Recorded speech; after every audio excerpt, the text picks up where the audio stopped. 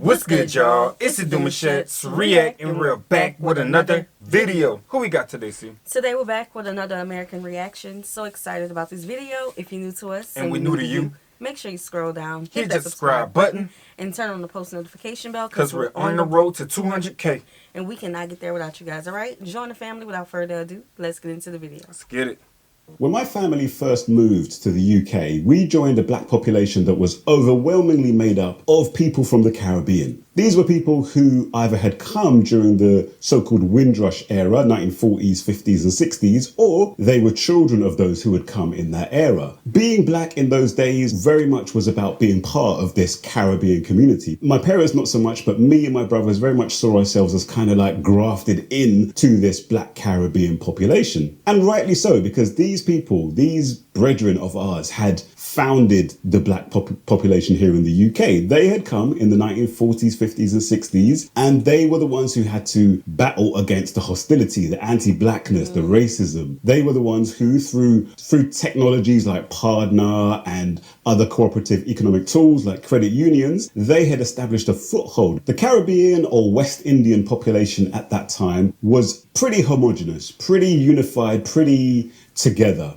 They had created what I considered to be a fairly homogenous, a fairly unified black community. This was expressed in things like the Black People's Day of Action in 1981, when in New Cross there was an attack on a house party of mainly black participants, which resulted in 13 people being killed. And the Queen of England didn't say nothing about it. The government was uninterested. And so upwards of 25,000 black people marched through London during the Black People's Day of Action, a phenomenal amount of people during a working day as well. Bearing in mind the black population at that time, maybe was only around 1 million people. So a very high percentage of them went on this march. The films like Babylon, films like Pressure, documentaries like Black's Britannia. And then of course you had the music. You had your bands like Aswad, Steel Pulse, Matumbi and so forth. But then you also had Lovers Rock, which emerged in the 1980s, which was a beautiful genre. You know, that's what I cut my teeth on. As far as music is concerned, that was the music that I was listening to because my older brother was listening to the reggae coming from Jamaica and the Lovers Rock coming from Britain and Jamaica. Almost all of the prominent black British people, if you want to call them that, were from the Caribbean. You had the MPs, Diane Abbott, of course, Bernie Grant, of course. They were among the first black MPs in this country. But it wasn't like there were no Africans in this country at that time. And by that, I mean people who had come directly from the continent of Africa. You had many Africans who were here in significant numbers. Amongst those first black MPs that I talked about, you had Diane Abbott, you had Bernie Grant, but you also had Paul Boateng, who was partly of Ghanaian origin. And I mentioned Lovers Rock, this beautiful music called Lovers Rock. One of the most famous Lovers Rock singers was a sister called Jean Adebambo. And as you can see from her surname, that's a Nigerian origin surname. She sung the beautiful song Paradise. If you haven't heard that song, please listen to it, man. You're wasting your life unless you've heard that song. Now, me growing up, going to school in the 80s and 90s, pretty much all of the black people that I was friends with, most of my friends were black, and pretty much all of them were Caribbean. There were one or two Nigerians, but most of them were Caribbean. And even going right into secondary school, there was some kind of, you know, some banter and so-called hostility, but it was jovial. It was banter between brethren. That's what it was. So I never felt like I was being ostracized or looked down on or isolated because I was Ugandan. We very much saw ourselves as one in those days, and that was a good thing. But is that still the case today? Well, when you look at the demographics, you see there was quite a significant change in the black demographics in this country, starting from about the 1990s in particular. It seems like immigration from Africa, in particular West Africa, particularly Nigeria, and to a lesser extent Ghana, really ramped up in the late 1990s and certainly through the noughties. So when you compare the figures from 2001 to 2011, you see that the relative size of the Caribbean versus the African populations flipped. Whereas the Caribbeans were the majority, even up to 2001, come 2011, the Africans had become a majority by a rate of 2 to 1. So there were twice as many Africans as they were Caribbeans. So before we continue, we need to ask ourselves, what is a community? The topic of this video is about the Black British community. Well, what's a community? I think of a community as being a group of people either in a particular location or across various different locations who see themselves as being connected by similar histories, interests, lineages, culture, language, religion, and values and those kinds of things. And it's very clear to me and to anyone who's got eyes and ears to see that the black community or the black population in this country is nowhere near as cohesive as it was back in up to about the 1980s and maybe up to the 1990s. With the increase of immigration from Africa, you've seen immigration coming from different countries. Nigeria and Somalia are probably the two prominent ones. Then you've got Ghana, Zimbabwe, more recently Congo and... Okay, so being African American, and we're gonna rewind it, but being African Americans, just hearing this conversation, it's interesting.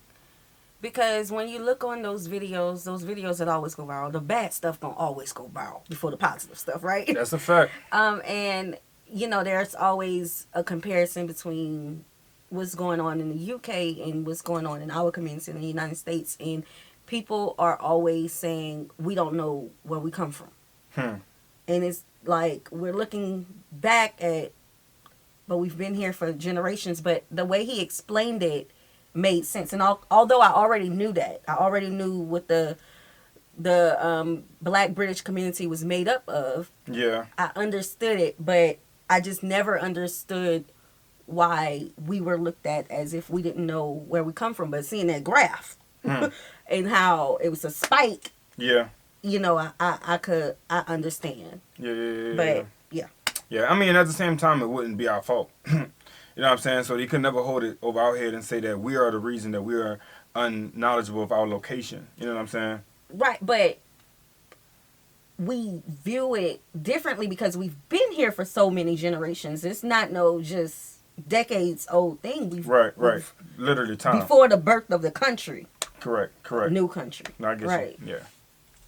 With the increase of immigration from Africa, you've seen immigration coming from different countries. Nigeria and Somalia are probably the two prominent ones. Then you've got Ghana, Zimbabwe, more recently Congo and places like that. And these are very different countries. They've all got very different histories. They've got different languages, different cultures, different economic, political stability. You know, you compare somewhere like Somalia, for example, with Ghana. Somalia has had a much more tumultuous history than Ghana has. And a lot of the Somalis who came to this country, particularly coming from about the 1990s, were coming as refugees from the civil war in Somalia. That's going to have an impact on their outcomes when they come to this country versus, say, someone who's come from Nigeria as a university educated person who's come here to work. That their lives are going to be quite different because of where they're coming from. And that's a key thing with regard to the population of black people in this country. And this is something that a lot of people have pointed out in my previous videos. I made a video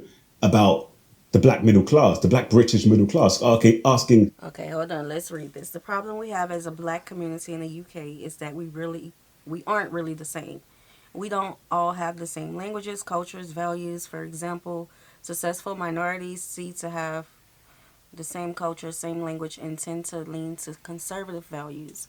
They also tend to put resources in their communities, which lays a foundation for the following. Oh, and they went on. Yeah, definitely lays a foundation. Definitely is a foundation. Right. And, you know, again, this is American reaction, so we got to, you know, compare and contrast. But when we speak of our community here, we know that collectively we all share the same history. But we know regionally it's different parts of the history. I know how we saw that back and forth going on a couple months ago when people discovered Louisiana Creoles for the first time and didn't understand. Went crazy. Our history, right? And how they were telling this lady that she wasn't a Louisiana Creole, but if she went to any other state, she would not be considered white. Right. And because they didn't understand what a Louisiana Creole was, they just looked at her for what she looked like, you know, and not... Anyway, that's a whole nother thing. That is. I wish you can go deeper in that to have people to have understanding of it, but it's... I get what you're going. We got to keep it here. Got to keep it here. Yeah, but back there, when we talk about Louisiana Creoles as a state, right? We have problems. Free people of color, the people who were slaves. That's a passing for like white or not. Right. Yeah. We have that contention in our history as a state, right? You see how online people were going back and forth about who's considered a Louisiana Creole? What is that? A whole debate. people who have the shared history of Yep. slavery in this country was doing that, right? So let's look at the bigger picture. So we are not just in this country as African Americans who have a connection to slavery, Right. to the slave history. Mm-hmm. We have people who are now citizens, but they have a background to recent history of Africa. Yeah, this is an old conversation. Sounds like we had a long time ago. So many times on the channel. So many It sounds times. like it goes all the way back to the letter. Oh, That's The if y'all letter. seen the letter that we have on our channel, we probably have to put it in the comment section. I'll pin it for y'all. But Yeah. this kind of helps ties in all that he's explaining and what C is explaining as well. yeah, about over here. Yeah. It's basically shared history, understanding one another. But how Mm-hmm. he's explaining it is that they just all came as a rush. Like he mentioned earlier, like the wind rush when everybody came in. It was a whole bunch of people. From the that was Caribbean. Caribbeans, but they had different nick picks from people from the continent of Africa, Mm-hmm. right? And like you were saying, everybody was getting along, and it's similar here as well. You know what I'm saying? So it's like Yeah, it is. it's a huge balance if we really can accept it. Mm-hmm. But oftentimes, like you was mentioning, when we try to tap in and be like the Creoles and people are trying to identify as black when they look like they're not, but and different reasons here as well, it can have conflict. Right, There will because- be conflict. Because just to tie up what I meant, so y'all can understand what I meant, Yeah.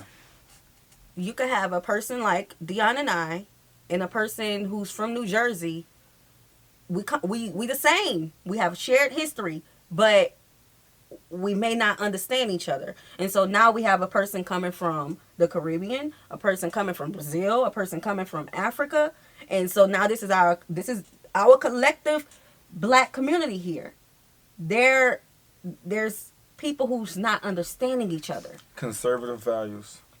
That's Yeah. basically what it is, Yeah. right? And 'Cause so it creates a divide, it does. an even further divide. But not just that, it allows certain people who had little resources or little to none resources to come over and want to, expand on our resources as much as possible, and basically that's what it is, Yeah, people want a better opportunity of life, and people, all of us have different mindsets, different reasons we're trying to get this, trying to get that, So Yeah.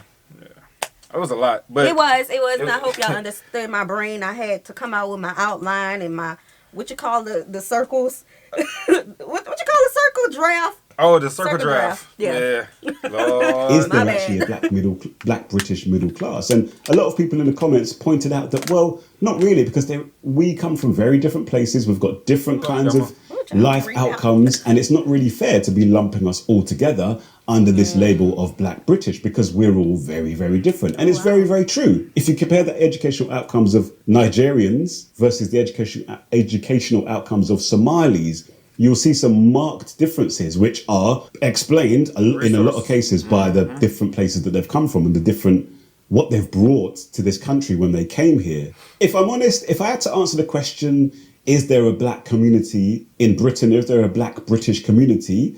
I would have to say not really, because remember, community is a lot of being a community is about feeling togetherness with the other members of the community. For me, having moved out of London to a smaller town outside of London, I was quite surprised that when I would see other black people, because there's not that many black people here, I would be thinking, all right, yes, hail them up, say hello and whatnot, because that's what we used to do when I was a youth in Hackney and Leighton when we'd see black people, because, again, it was much more of a cohesive community. We would hail each other up and say hello. We don't really see that so much here where I'm living. And I think that's a result of the fact that a lot of the people who live around here, the black people who live around here, are more recent immigrants who don't really share that kind of shared black identity that we have. Those of us who have been here for decades have. So that's all I want to say in this video. Hope you've enjoyed it. I look forward to your thoughts on what I've said here about whether there is a black community in this country, a black... All right, we're going to stop right there, man. Make sure you guys go check his channel out. Yeah. That was an interesting one. Yeah, it really was. Because my perspective is always the bigger picture. Like, socially we can say, okay, we not the same. I understand that. Y'all know the song that came out. I understand that. But when it comes to rights as citizens and,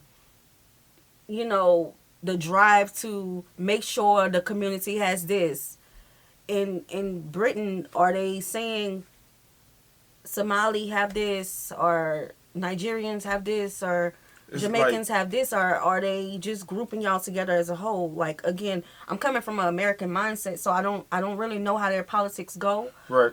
But I know here, it don't matter what we calling ourselves back and forth online. It do not matter. Nah, I don't. In November, they saying the blacks. When they up The there, blacks. when they up there asking for your vote, they say with the blacks. The black vote. My friend, yeah, that's what they're doing. But that's where the divide comes in that though. Yeah. From what he's talking about. Because it's about the resources and who knows what, and how they were using it from their location to how they're using it here, how they're using it in their locations, how they're using it here, and identifying themselves in that way as well. So yeah, I feel like it's a deeper conversation that needs to be had when it comes to this, and a level of understanding, definitely a level of understanding to push out all the biased thoughts and stuff like that. Yeah, so we did purchase the Black and British book. That's a big book. Yeah. Okay, so y'all know we learning slowly but surely, piecing together all the things just for our own knowledge. Yeah. Y'all have definitely been teaching us a lot. Y'all have been stretching us to want to learn more about Black British history and how you guys view yourselves. So that's always nice to know. Yeah. So we hope you guys enjoyed this video with us. Be sure to subscribe. We'll see you soon. Peace.